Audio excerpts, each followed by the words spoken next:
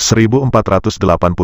peserta magang dalam negeri yang telah mendaftarkan dirinya melalui website Disnaker Mobduk Aceh dan Naker Siap Kerja. Hasil seleksi yang dilakukan oleh Dinas Tenaga Kerja dan Mobilitas Penduduk Aceh melalui program pemagangan dalam negeri pada 23 sampai dengan tanggal 26 Mei 2022, dan hari ini, 30 Mei peserta magang tersebut melakukan pengambilan nomor atau nomor tes untuk mengikuti ujian tulis.